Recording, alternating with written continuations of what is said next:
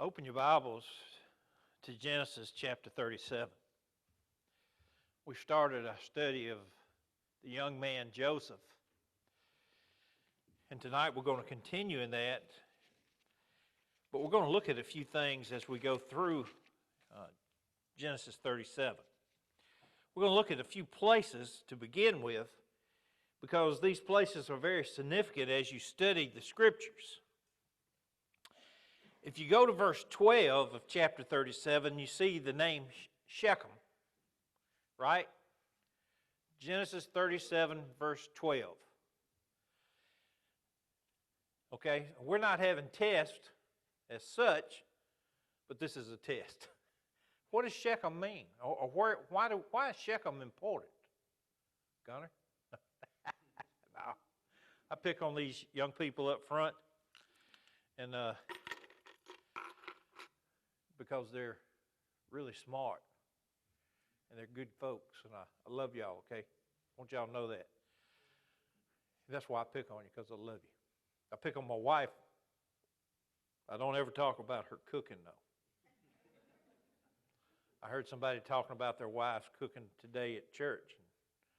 Shame on them. Who was that? Oh, okay. I wasn't going to call his name, Penny. I didn't want him to have to run for his life. Well, Shechem is the land that Jacob bought. Okay? He purchased that land.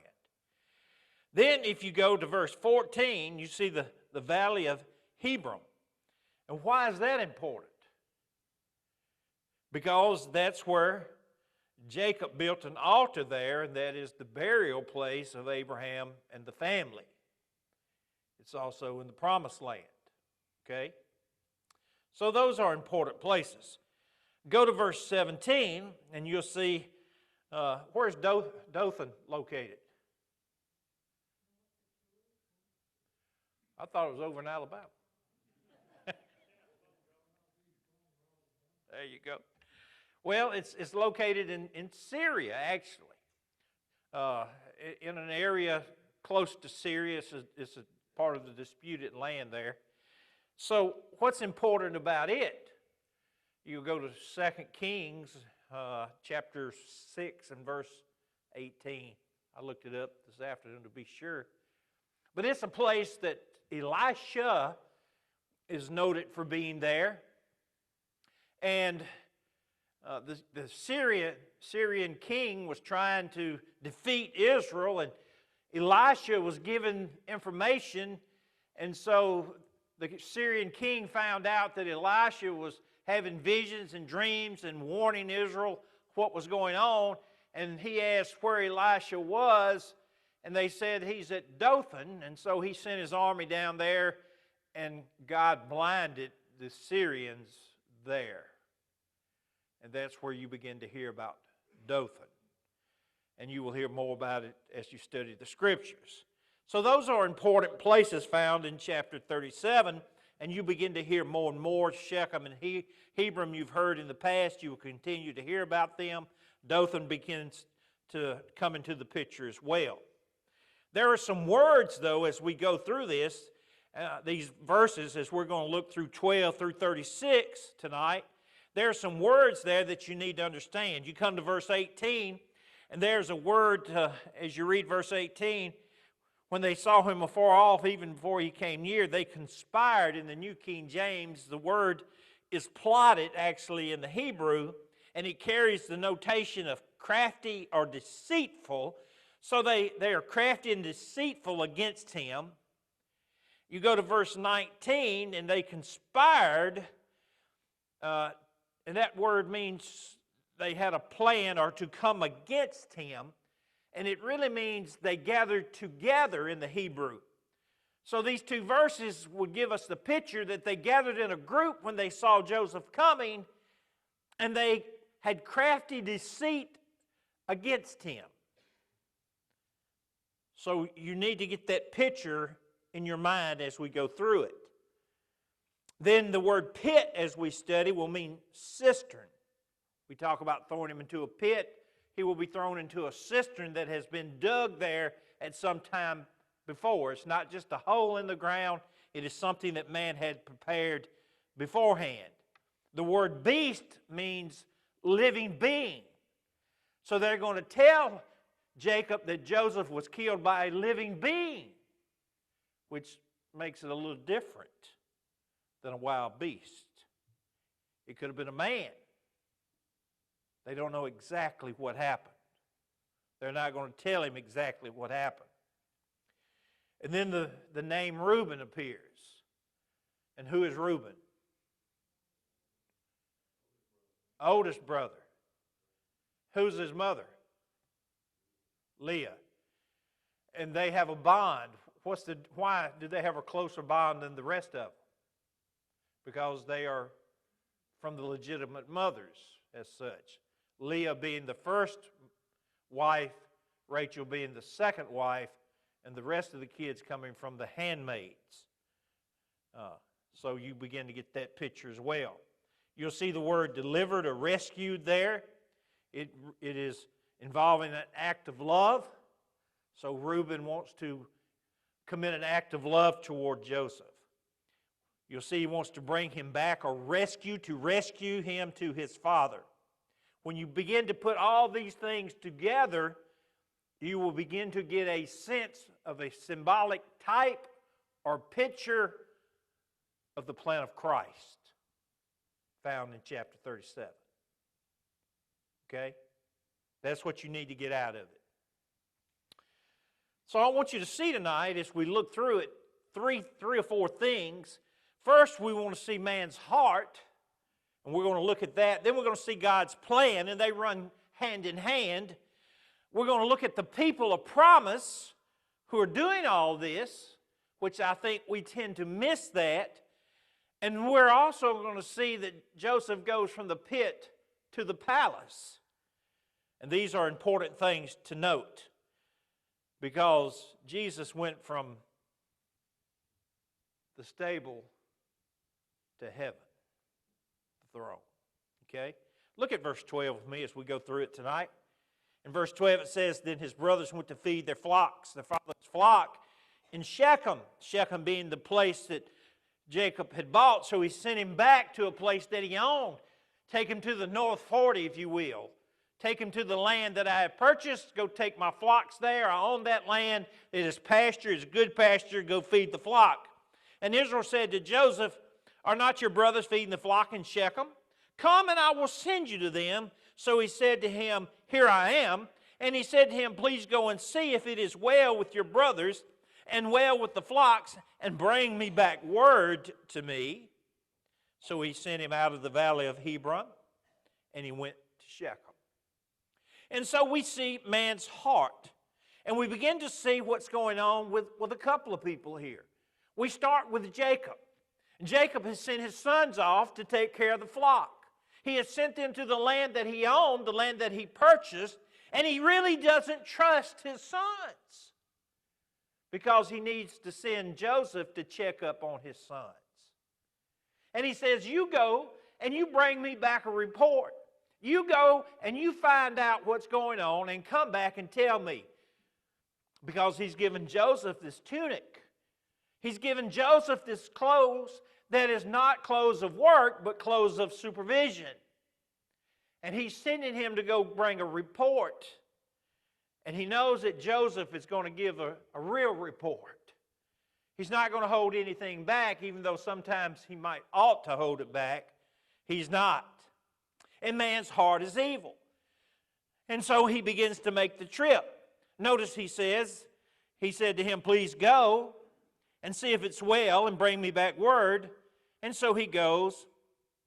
In verse 15, now a certain man found him, and there he was wandering in the field. And the man asked him, saying, what are you seeking? He can't find his brothers. He goes to Shechem. He can't find his brothers. And so what has happened? We know the story. He says, I'm seeking my brothers. Please tell me where they are feeding the flock. And the man said, they have departed from here, for I heard them say, let us go to Dothan. So Joseph went after his brothers and found them in Dothan. And when they saw him afar off, even before he came near, they gathered around, they huddled together, and they plotted, conspired, came up with a plan of deceit to kill their brother. You see, man's heart is evil. And this throws us back to the thought of Cain and Abel. Murder lies at the doorstep. If you do well, then you shall be rewarded. But if you do evil, sin lays at your feet. And what's so bad is that man has not changed. The very evil that was with Cain and Abel are now with these brothers. And even though Joseph is like he is, there is no reason for his brothers, even though they're mad at him, to want to kill him. And the wording is they are conspiring together. They have gathered in a huddle. The wording is like a football huddle to come up with a plan to kill their brother. That's a hard thing. Think about your sibling. If you have a brother or a sister, how hard would it be for you to kill them? Now, there are times that you might be mad at your sibling. Have you ever been mad at your brother or your sister? I mean, really? Have there been times you wanted to tell off your brother or your sister? Have there even been times that you might have wanted to just reach over there and slap your... Cal, you slap your sister, she's going to whip you. But there are times, I grew up with 3 brothers. And there are times my mom would come out of the house with a broom. And she wasn't sweeping. She didn't have to sweep the carport off. She used a broom to break up the fight. When Mom come out of the broom, we'd have to run. I'm built like my mom. She weighed 200 pounds. She knew how to swing a broom. We have evil laying at our feet. And we will do things that people would not believe we will do. I would never believe that someone would cut someone's head off. And yet it happens all the time. And here are these guys saying, here comes our brother. Let's kill him. So man's heart is evil. And so as I looked at that and I read that and I began to study the plan, I thought, well, man's heart is evil, but God has a plan. God always has a plan, and He's had the plan from the very beginning. Genesis 3 tells us, from the very beginning when man sinned, God had a plan of redemption. And so you go to Genesis 50, and when you begin to look at Genesis 50, and we know the verse, right? We don't have to look at it. What you meant for evil, God what? Meant for good. There are things that we do that are not right, and we know they're not right, and we actually mean them harm, and we mean to do evil with Him, but God can take the things that are evil and what we do for meanness, and He can twist them around and use them for His honor and for His glory, even though we didn't intend them that way. Because God is great, and God is good, and God loves us so much, He can use the worst of circumstances for His honor and His glory. He can use us in spite of ourselves. We are terrible people. You know, I've had people in the past say, preacher, you know, preachers ought not preach on sin so much. Because the more you talk about how bad people are, and the more you talk about how much people sin, the more they believe it. And the more they act like it. And I thought, well, that's good the more they believe it because it's the truth. And the reason they act like it is because it's the truth. We are sinners by nature. And God can use the sinner if we'll allow Him to have His way in our life. So God has a plan. And so here's Joseph coming up on his brothers, and they have a plan, and so they take him when he gets there, and they throw him over into a cistern. How many of y'all ever drawn water out of a cistern? I have. We had a cistern. Now, we had running water, but we had a cistern. And it had a long, about a 3-foot long, y'all know what I'm talking about? Bucket. Cal, you know what I'm talking about? You know you don't. And it had chain hooked to it, right? And then we had a rope on it, and we had a pulley. And you let that down, it goes down, and it goes down in that water. And sometimes you have to pop that rope, get that bucket. Y'all know what I'm talking about, right? And that bucket will finally sink down, and you pull it up. And when you pull that bucket up, you know what it's full of? Water. Water. Now, I never did this, but my daddy did it one time. He said he didn't do it but one time. And some of y'all are going to remember doing this. During the summer, they'd milk a cow. Y'all ever milk a cow? And they'd put the milk in a bucket, and they let that bucket down in the well. Y'all ever do that? Did you ever spill the milk in the well? Did you get beat like my daddy said he got beat?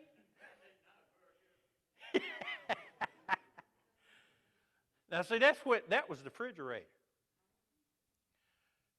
Danny, Luke, did you ever do that? See, so that's what a cistern is. Now, a cistern is not the same thing as a well, right? A cistern does what? Catches rainwater and holds the water. So that's where they threw him. And how do we know it was a cistern and not a well? Because it said it was what? Dry. Because it didn't rain a lot over there. And they put Joseph down in that cistern, threw him, cast him down in there, and it was dry.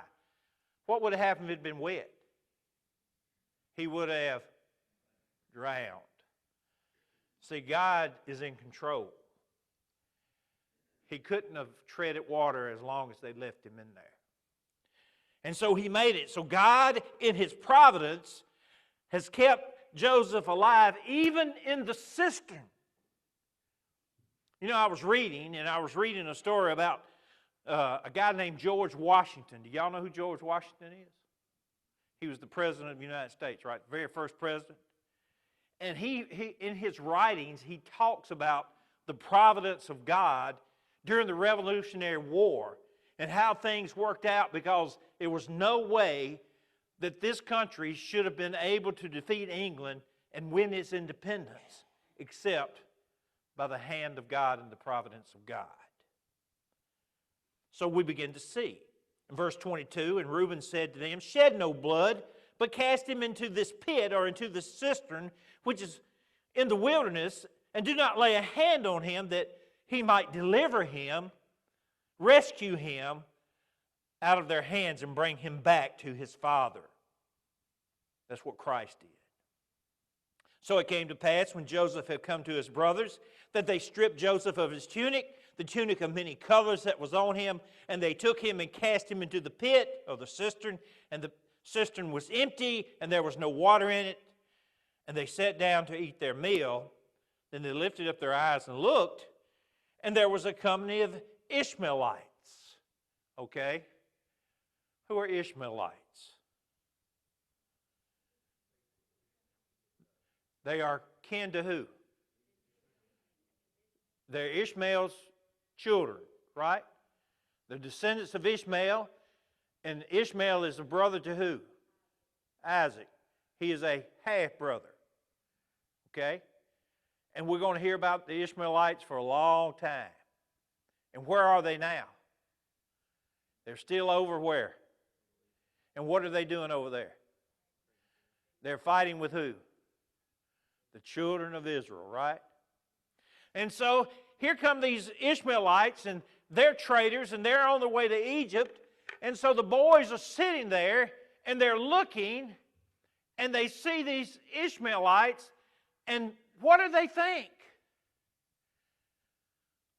Well, we could just sell Joseph, and they'll take him where? Do they?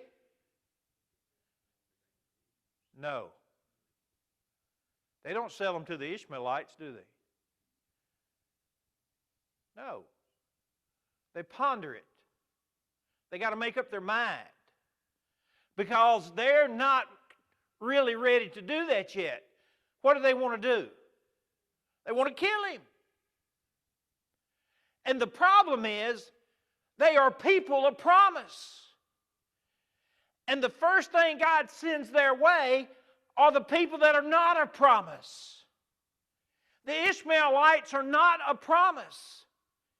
Here are these boys who are the sons of Jacob, who are the children of Israel, who have the promise of the promised land, the promise of God, the promise of Messiah, the promise of blessing and grace, and they're sitting there eating, and they want to kill one of the promised sons. And they can't make up their mind what to do. It's something wrong with the children of Israel. It doesn't wait until they get into the promised land and Jesus has to come. It starts with the very first children of Israel. And so they let the Ishmaelites pass by. But then there comes some more. And they're called what? The Midianites. And they're good people, right? Well, how do we know about them? Or what do we know about them? Look in Genesis chapter 25. Same place you can find out about the Ishmaelites. But if you go to Genesis 25, Abraham took a wife, and I'm not going to read all these Hebrew names, Keturah, and she bore him Zimran, Jokshan, Medan, Midian. You see him? Now, these are not the heirs. There's not but one heir from Abraham, and his name is Isaac. So, you come down to verse 6, right? But Abraham gave gift to the sons of the concubines, and that's who she is, which Abraham had, and while he was still living, he sent them eastward away from Isaac his son to the country of the east. So the Midianites, who are Abraham's children as well, are sent away. But they're not the promised children either. And so here they come along, and they're sitting there looking, and they make up their mind, we might as well get some money. They're greedy. For the love of money is what? The root of all evil. And they're looking at these folks, and they're going to Egypt, and we can tell our dad that something living killed Joseph. We won't have to explain it. We'll tear up the coat, put some blood on it. We don't know what it was that killed him. We can send him off. We can have a good conscience. He's not dead. And the providence of God will take care of everything. And that's what they do. And they load up poor Joseph, who's a young man, and they sell him. And in today's money, it'll be somewhere around $4,000. They sell their brother, who they hate, who they wanted to kill. And Reuben comes back, and he goes to the pit to get him out, and he's not there. And he tears his clothes, and he cries, what am I going to do? Because the oldest son is responsible. And who has to tell the dad? The oldest son has to go back and tell Jacob that the son that you love is no longer here. No longer here. And so you come down to verse 31. So they took Joseph's tunic, killed a kid of the goats, dipped the tunic in the blood. Then they sent the tunic of many colors, and they brought it to their father and said, "We have found this." So they lied. And that's a whole nother sermon, because Jacob lied all the time. And they lied back to him. Do you know whether it is your son's tunic or not? Do you think they shouldn't have known? A coat of many colors. And he recognized it and said, "It is my son's tunic. A wild beast hath devoured him." And they didn't straighten it out. They let him believe it. Without a doubt, Joseph is torn to pieces. Then Jacob tore his clothes, put sackcloth on his waist, and mourned for his son many days. And here's Jacob's problem. And all his sons that are living, and all his daughters that are living, arose to comfort him, but he refused to be comforted. And he said, "For I shall go down into the grave to my son in mourning. Even though I have all these other children, even though I have all these other sons and all these other daughters, I don't care about them. I'm going to miss this one because he was my favorite." Thus, his father wept for him. Now the Midianites had sold him in Egypt, and to Potiphar, an officer of Pharaoh and captain of the guard, from the pit to the palace, by the providence of God. And that's where we'll take up next time.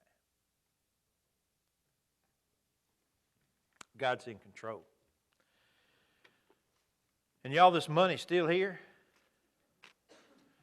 Did y'all lose some money? It's green. And it's not Canadian. So we're going to put it in the offering plate. Okay? Come get it, Cal. Yeah, I'm serious. Anybody got a complaint with us giving it to the BSU? The kids need it. There you go. They said thank y'all. Prayer list.